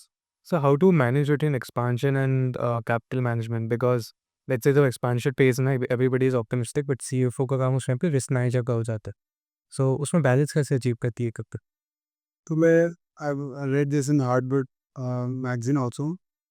When it's tough time, the CFO is in driving seat, and when the time are good, the CMD or the CEO is in driving seat. So what is the basic difference between their approach? CMD and CEO is of the view that do maximum expansion. They are always optimistic. We'll never find a owner who is not optimistic. Always Entrepreneurship के basis एक और में yes. तो आपको बोलना ही है कि भाई सब अच्छा है, एवरीथिंग ग्लूमी है, ग्रीन है, सब कुछ अच्छा लगा. बट यहाँ चैलेंज ये आता है कि when you are doing expansion, अब एक्सपेंशन अभी बेसिक रूल है कि आपके पास बैकअप क्या है. अगर मैं टाटा ग्रुप का बोलता हूँ, तो टाटा ग्रुप में अगर आप टाटा मोटर्स को देखोगे तो टाटा मोटर्स बहुत साल तक बहुत स्ट्रगल किया, बट उनके पास बैकअप में टीसीएस है. तो कुछ भी होता है, पूरा दुनिया इधर का उधर हो जाए कि आपके पास एक तो टीसीएस से कैश का हुआ है. तो जब कोई एक नॉर्मल बिजनेसमैन जब एक्सपेंशन मोड में जाता है, उसको ये चीज़ देखना चाहिए कि आपका कैश काउ क्या है. अगर आपका एक्सपेंशन आपका करेंट बिजनेस को हर्ट करेगा, ये बहुत रिस्की ट्रेड हो जाता है. एक्सपेंशन करना ही है, लाइफ में आगे बढ़ना ही है, रुकना मौत की निशानी है, तो आपको आगे बढ़ना ही है, ये तो बेसिक चीज़ है. और अगर आप सेटिस्फाइड हो गए तो यू आर नॉट बिजनेसमैन, आप कुछ टाइम बाद ट्रेडर बन जाओगे. वो उसी लिमिट में 50 पर 100 में कर रहे हो, तो आपको करना ही है एक्सपेंशन. बट एक्सपेंशन करने में आपको दो चीज़ देखना है कि मेरा कैश काउ क्या है, एंड दूसरा जो मैं एक्सपेंशन कर रहा हूँ उस पर रिस्क क्या. At least I am not talking external risk, I am talking internal risk. आज मैंने एक्सपेंशन किया, मैंने 30% अपने पैसे जो निकाल के दिए प्रॉफिट पोर्शन का, उस प्रॉफिट पोर्शन पे आपका मेरा कोई भी कारण से जब उसकी से वो प्रोडक्शन होने के बाद, सेल होने के बाद वो मार्केट को टाइम लग गया. तो can you survive your existing business with that 30% outflow? और वहाँ फर्दर वो प्रेशर आएगा, क्योंकि वहाँ पे तो अभी वो मतलब इट्स ग्रोइंग फेज ना, it's not in the growth phase, growing phase. अगर ग्रोइंग फेज में आपका रिक्वायरमेंट में पैसे रहा, आप क्या करोगे? तो आपको यहाँ से पैसे देने पड़ेंगे. जो मैंने आपको एग्जांपल दिया था प्लाईवुड कंपनी का, सीमेंट इंडस्ट्री में चला गया, तो आज सारा पैसा प्लाईवुड का वहाँ जो है आपने एक्सट्रैक्ट कर रही हो, तो आपका प्लाईवुड भी जो है स्ट्रेस में आ गया, क्योंकि इट्स अ गुड कंपनी, तो आपने अपना एग्जिस्टिंग कंपनी को भी प्रेशर में डाल दिया. काफ़ी अच्छे आइडिया से ये. सर आज के दिन वाले कोई कंपनी एक्सपेंशन करना चाहती है, आप उसे एक एंड एडवाइस देना चाहेंगे? इट्स पर्टिकुलरली अगर वो एसएमई कंपनी है या बहुत छोटे स्केल में ऑपरेट करती है. एक्सपेंशन करने का अगर कोई भी कंपनी सोच रही है, तो मैं दो चीज़ बोलूँगा. फर्स्ट तो ये है कि मेक श्योर कि आपको वर्किंग कैपिटल बहुत जो है मतलब अंडर कंट्रोल होना चाहिए. एक्सपेंशन का ये भी एक साइड इफेक्ट होता है, क्योंकि आप जब एक्सपेंशन कर लेते हो और आपको प्रेशर आता है, आप मटेरियल सेल कर देते हो एंड डेटर से कलेक्शन आना बंद रहा है. क्योंकि अगर आप स्मॉल कंपनी का बात कर रहे हैं, I believe small company is having a vision to become big, they have to take money from bank or NBFC if they're not getting money from bank. The rates are even higher in the case of NBFC.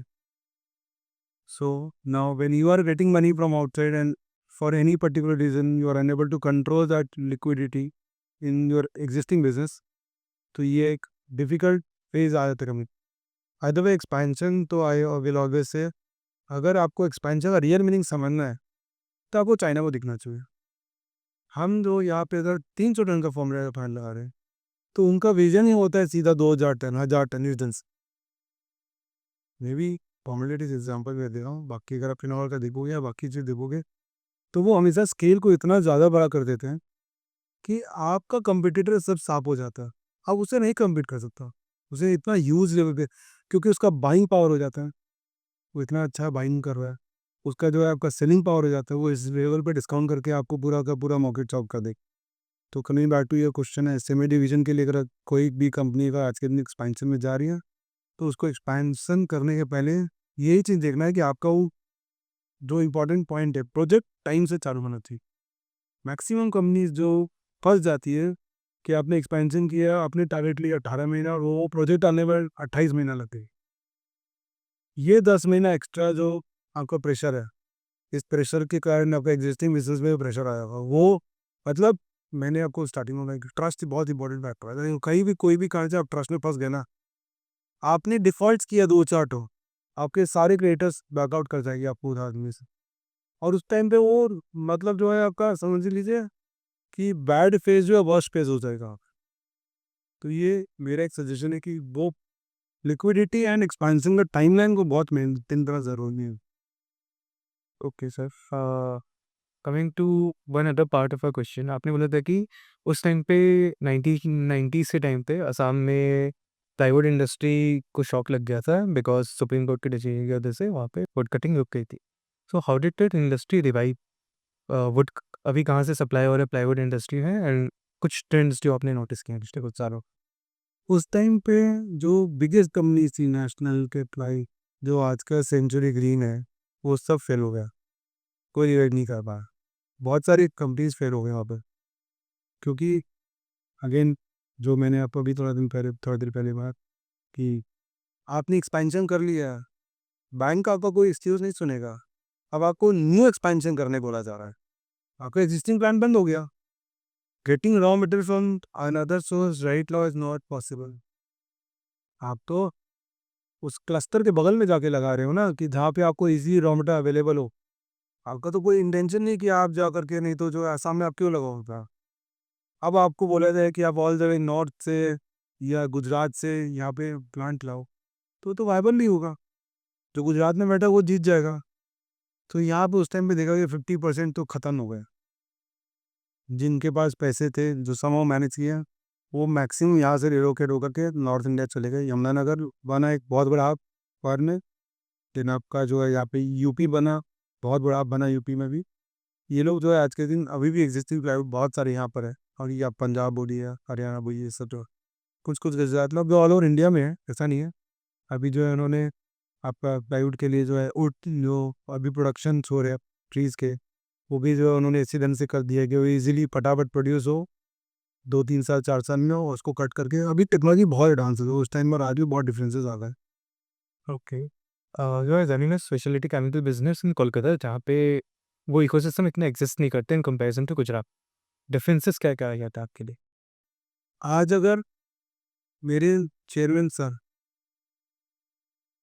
यही plan Gujarat में लगाए होते ना, तो उनका business next level पे होता। ये बहुत बड़ा डिसएडवांटेज हो गया। It's not about region, number one disadvantage is port. आज के दिन बस बस पोर्ट में I can't bring more than 10,000 vessel. वो टाइम चले गए कि आपको छोटे जहाज मिलेंगे। अब छोटे जहाज पहले मिलते थे 2,000 टन का, 1990s में या 1998 में, तब भी मिल जाता, अब नहीं मिलता है। रेट कॉस्ट इतना हाई हो जाता है कि आपको रॉ मटेरियल जो है उसका प्राइस सूटेबल नहीं रहता। You can't compete in the market. अब इसके लिए क्या चाहिए, आपको अच्छे पोर्ट चाहिए। एक, this is river port, this is not sea port. Sea port अलग होता है, रिवर पोर्ट अलग होता है।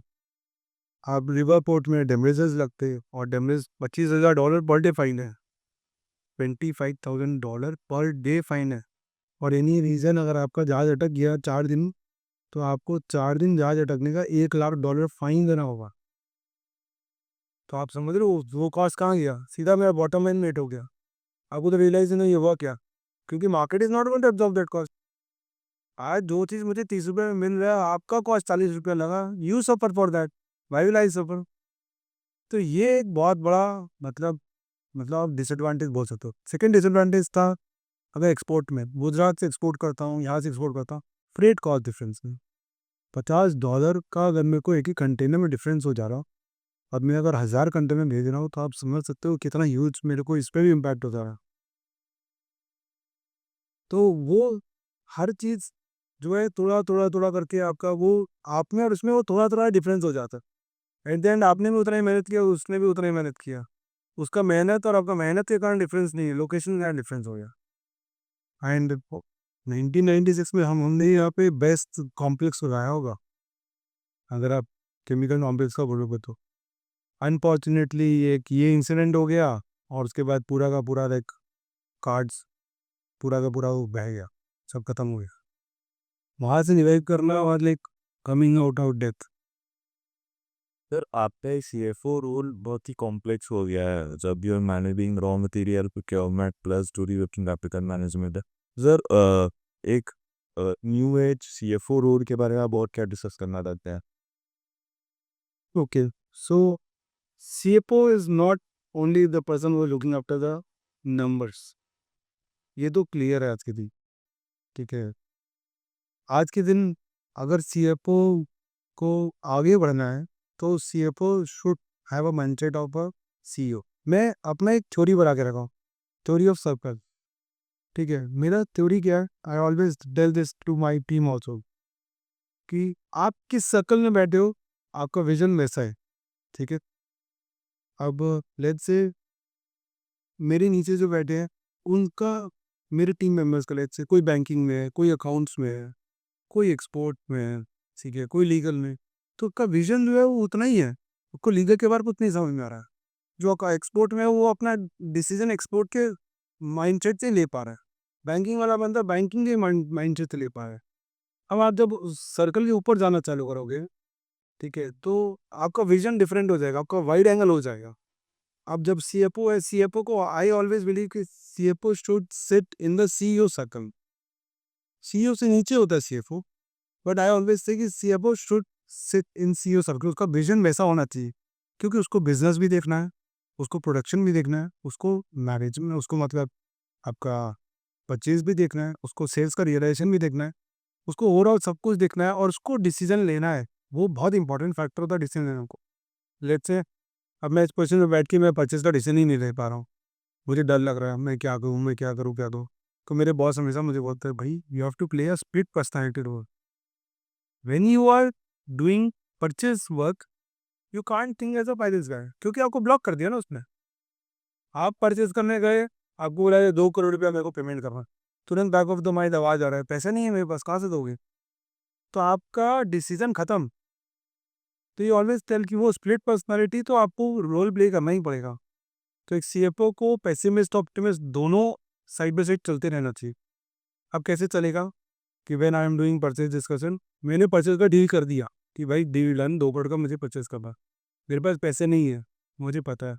अब जब मैं वो रोल छोड़ के इस रोल में आया हूँ फाइनेंस का, तब मेरे को दिमाग आ रहा है how to arrange the money. I don't know, but my this role cannot stop me from taking the decision of other house. तो ये थ्योरी ऑफ सर्कल है। तब मैं ऊपर बैठा हूँ, मुझे वो विजन दिख रहा है, मुझे वो प्लांट चलाना है, मेरे को पता है मेरे पास पैसे नहीं है, I can't by material, but वो प्लांट बंद होने से मुझे वहाँ दिख रहा है कि कितना बड़ा लॉस है। अब आपको डिसीजन लेना है, बैड डिसीजन और वर्स्ट डिसीजन से। यहाँ पे 90% लोग डिसीजन ही नहीं ले पाते बिटवीन बैड एंड वर्स, क्योंकि आपको तो लग रहा है कि ये दोनों तो खराब है। अरे तो बट आपको डिसीजन लेना है कि आपने नहीं डिसीजन लिया तो वो वर्स्ट हो जाएगा। तो now you are taking the bad decision, okay मैंने एक्सेप्ट कर लिया बैड डिसीजन और मैं उसके बाद उसको इम्प्रूव करना चालू कर दिया। बट मैक्सिमम लोग क्या करते हैं, वेट करते हैं, अरे कुछ होगा कुछ होगा, कुछ नहीं होगा। आपको फटाफट क्विकली थिंक करना है और क्विकली डिसीजन लेना है। मतलब किसी की वी बैक हैप्पी। यस, तो आपको कॉल लेना ही होगा। सर कुछ डिसीजन मेकिंग के लिए कोई टिप्स हैं आपके पास कि अगर जल्दी से डिसीजन लेना है तो कैसे इम्प्रूव करें उसे? मेरा कोई डिसीजन के लिए ये है कि आपका बेसिक नॉलेज क्लैरिटी होना चाहिए, ठीक है। अगर आपको ये चीज़ पता है, देखिए, too much analysis leads to paralysis, ठीक है। तो आप बहुत ज़्यादा एनालिसिस करने लग जाएंगे ना, तो आपका डिसीजन खत्म हो जाएगा। आपको कोई डिसीजन लेना है कि ठीक है, फर्स्ट थिंग बेसिक लाइन इसकी आपको प्लान चलाना है। ये अगर आप मतलब एजम्पशन बोलते हैं ना लोग कि एजम्पशन क्या लेना, प्लान चलाना, एजम्पशन हमेशा ऑन रहना चाहिए, क्योंकि ईजियर डिसीजन है भाई, प्लान बंद करो झमेला करता। क्या है, हम पेट्रोल पंप थोड़ी चला रहा है कि भैया हमको जो है पेट्रोल बेचना है, कैश मिलेगा तभी बेचेंगे के लिए बेचेंगे, वो तो नहीं है ना। तो आपने ये डिसीजन एजम्पशन ऑन रखा, प्लान चलते रहना चाहिए कुछ भी हो जाए।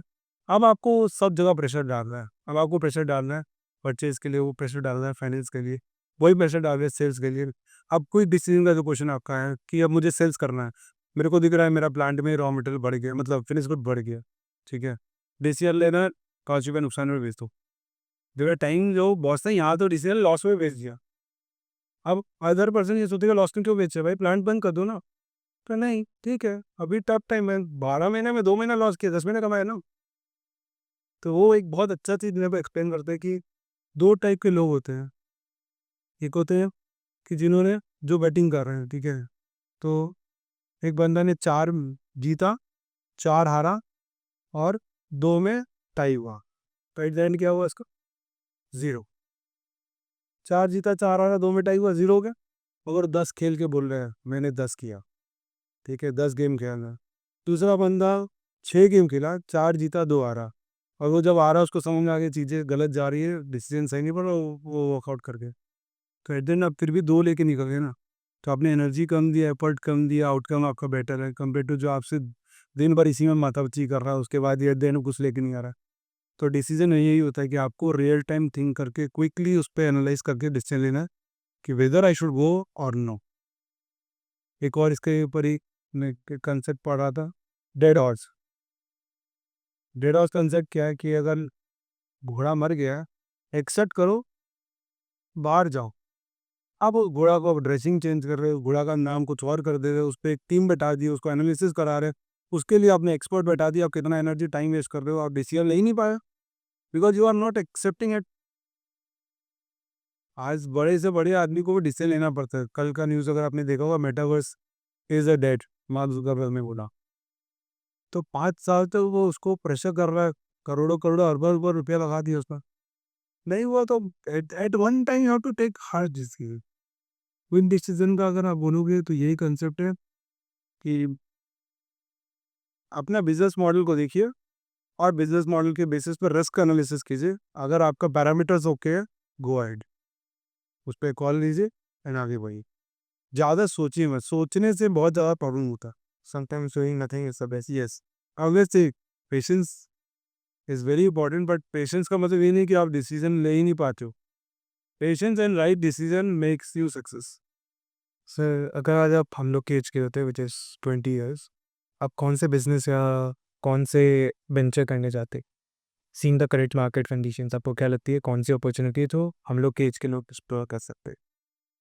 देखिए, एक तो चीज़ है जो मैं समझता हूँ कि कोई भी बिज़नेस आप करने जा रहे हो, बिज़नेस बोल मैन्युफैक्चरिंग का बात कर रहा हूँ, ये not the new age business, ये ऐसा बात बाद में करते हैं मैन्युफैक्चरिंग का। तो मैन्युफैक्चरिंग में आज के दिन वो पुराने वाले दिन चले गए कि आप आए, मैं 20 साल का हूँ, मैं आया हूँ, मैं मार्केट में 20-50 हज़ार लिया या मैंने डैड से 1 करोड़ रुपया ले लिया और फिर उस पे चला गया, मैं बिज़नेस करने लग गया छोटा-छोटा बिज़नेस। क्योंकि बिज़नेस का स्केल इतना बड़ा हो गया ना आज के दिन कि आप पूरा ज़िंदगी उसमें घोटते रह जाओगे, वो स्केल बड़ा नहीं कर पाओगे, बहुत डिफ़िकल्ट हो गया इतनी। मैं मैन्युफैक्चरिंग अगर आप लेट्स से बात करते हो केमिकल मैन्युफैक्चरिंग, कोई भी न्यू एज का बंदा बिना पूरा मतलब अपने फैमिली का सारा प्रॉपर्टी दाव लगाए बिना अंटिल अल्टा एज, आज अगर हम आम आदमी का बात करें, पूरा फैमिली का दाव लगाए बिना वो कुछ बिजनेस कर ही नहीं सकता। आपका घर गिरवी हो जाएगा, आपका सारा पर्सनल गारंटीज आ जाएगा, आपका सब कुछ, आपके फादर का पूरा लाइफ टाइम का सब बैठ के लग जाएगा। तो आज के दिन बड़ा लेवल का बिजनेस करना आसान नहीं है, बहुत डिफिकल्ट है। तो इसलिए मेरा ये मानना है कि आज के दिन अगर आप बिजनेस करना चाहते हो तो एक चीज़ तो दिमाग में रखो कि आप बिजनेस से ज़्यादा फंडिंग कर रहे हो। आपने किसी को माल बेच दिया, वो पैसा उसका हो गया, अब वो रोटेशन को घुमाते रहो। ये बहुत बड़ा चैलेंज सारे मतलब मेरे को लगता है मिडिल जो इंडस्ट्रियलिस्ट है वो फेस कर रहा है आज के दिन। क्योंकि 90% पीडीसी देने को तैयार ही नहीं। आप मुझे पीडीसी देके काम करो, मुझे कोई दिक्कत नहीं है, आप नहीं दोगे। सब आप व्यूअर्स, आप पीडीसी एक्सप्लेन कर सकते हैं क्या होता है? Post dated cheque. अगर आपने मुझे चेक दे दिया और आप उस चेक को बाउंस करा दिए, मैं आपके केस पे केस करूँगा।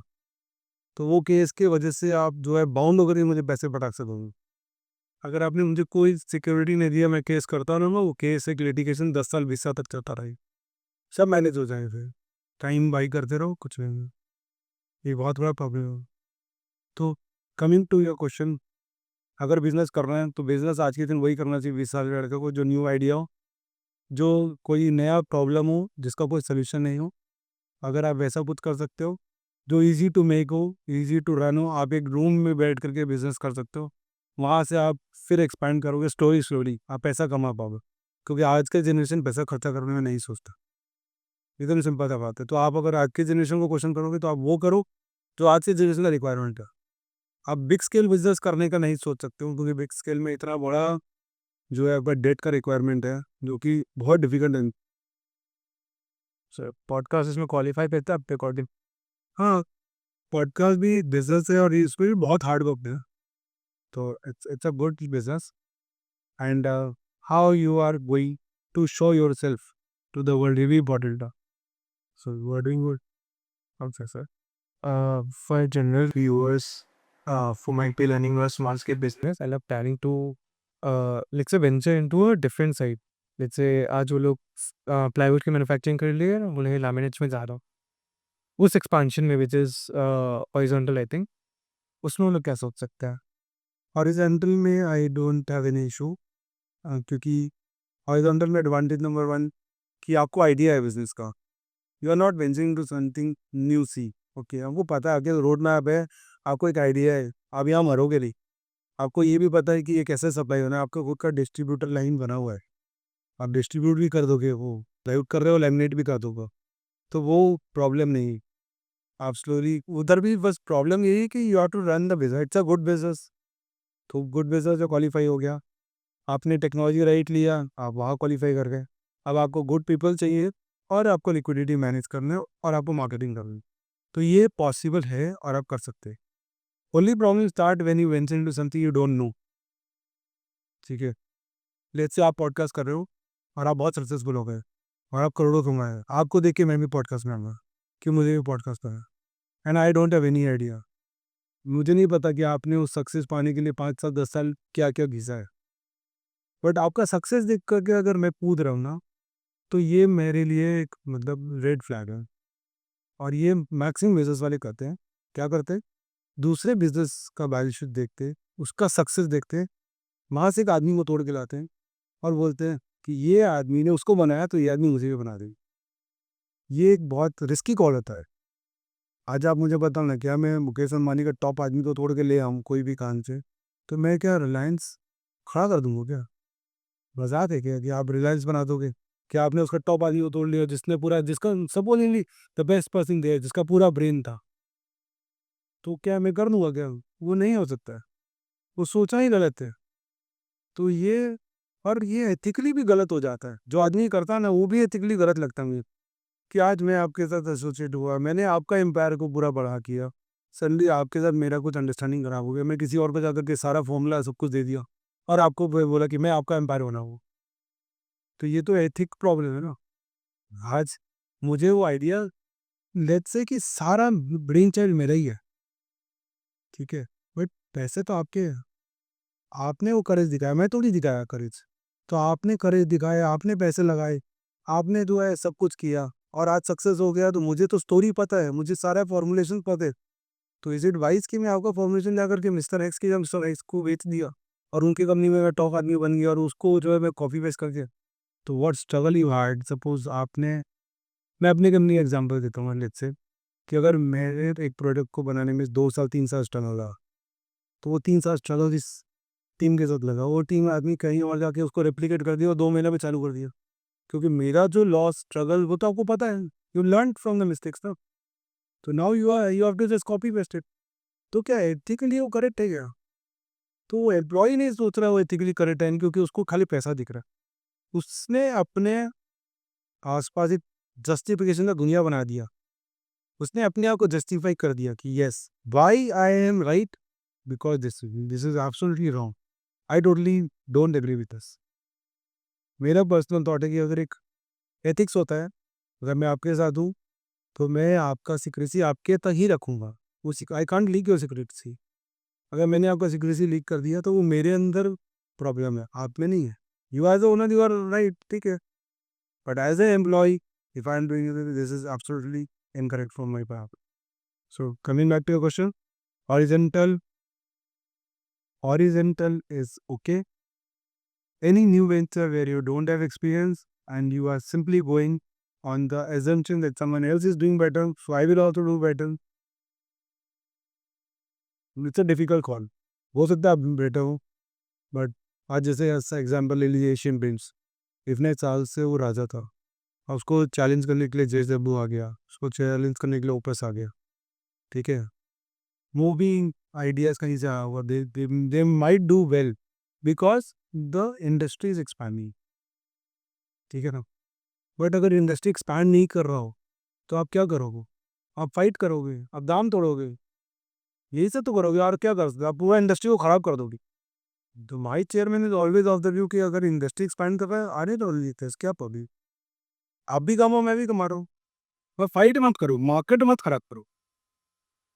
सर आजकल हर बिजनेस टेक्नोलॉजी एप्लीकेशन के बिना में भी ग्रोथ नहीं कर पाता। सर आप अपने रोल में कैसे टेक्नोलॉजी को आगे आगे भेजेंगे? So regarding this question, I think मैं 2016 से अपना टीम को बोल रहा हूँ, जब जोहो बुक आया था विवेक, कि मुझे फ्यूचर बहुत डिफिकल्ट दिखता है। तो शायद मेरा खुद का विजन भी नहीं था कि इस से एआई डेवलप हो जाएगा, मुझे भी नहीं आइडिया था। बट मैंने ये चीज़ अपनी टीम को अकाउंट में हमेशा बोला कि आने वाले टाइम में सारे क्लरिकल का, जो क्लरिकल इज़ नॉट जो स्वीप कर रहा है, क्लरिकल जो आपका यूके बैंकिंग टर्म्स है, जो बैंक में या जो पोस्ट होते हैं जिनका काम है टाइपिंग करना या जिनका काम है अकाउंट पे एंट्रीज करना, उसको क्लरिकल जॉब बोलते हैं। तो ये सब job with time wipe out हो जाए। तो you have to have something different from an average person. ये मैं 2016-17 से बार बार रिपीट करता हूँ, हर मीटिंग में होता हूँ कि आपको वो चीज़ होना चाहिए। इसमें एक ऐसा चीज़ है जो डिसीजन मेकिंग, और जिस लेवल पे एआई डेवलप किया, डेंजरस लेवल पे आ गया। अब मैं एग्जांपल देता हूँ, how I use AI in my life. So मैं I am chartered accountant company secretary CMA, मेरे पास कोई साइंस का बैकग्राउंड ही नहीं, क्लास 10 के बाद नाता ही टूट गया। तो कैसे इतना केमिकल केमिकल पीपल से डील करना है, कैसे करोगे आप डील? तो ही ऑप्शन है, या तो पढ़ो, कितना पढ़ोगे आप, क्योंकि सीएफओ का रोल भी चैलेंजिंग है, उसके अंदर भी 10 तो डिपार्टमेंट आते हैं, आपको उसको भी मैनेज करना है। या तो आप बुक्स पढ़िए बैठ करके, या आप इंटरेक्ट कीजिए लोगों से, या तीसरा है एआई का यूज़ कीजिए। अब एआई इतना भयंकर लेवल का चीज़ है, जब 2022 में आपका चैट जीपीटी आया, उस टाइम से मैं उसको यूज़ करना चालू किया। मेरा मेन पर्पस था, how can I do the discussion with those who are expert in their field. You can't challenge me in CA field, कि भाई मैं वहाँ का एक्सपर्ट हूँ, मुझे पता है, मैं वही चीज़ पढ़ के आया हूँ, वही चीज़ कर रहा हूँ सालों से। तो आप मुझे वहाँ चैलेंज करोगे तो मैं फटाक से उसका रिप्लाई आपको दे पाऊँगा।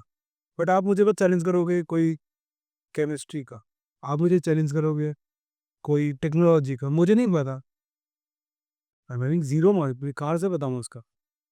तो उसके लिए what I started doing, I used AI. मेरे रही प्रॉम्प्ट्स दिया और मैंने उसको बोला कि मुझे अब आप इन डेप्थ पूरा का पूरा वो समझाइए। अब जब वो इन डेप्थ का समझना चालू किया तो हर एक मीटिंग में आई वाज़ अ कंट्रीब्यूटर, मैं कुछ कंट्रीब्यूट कर पा रहा था। I was giving something out of box thought, जो आप खुद नहीं सोच रहे, ठीक है? अब लेट्स से कि एक प्रोडक्ट में मैं 10 चीज़ क्या मिला सकता हूँ?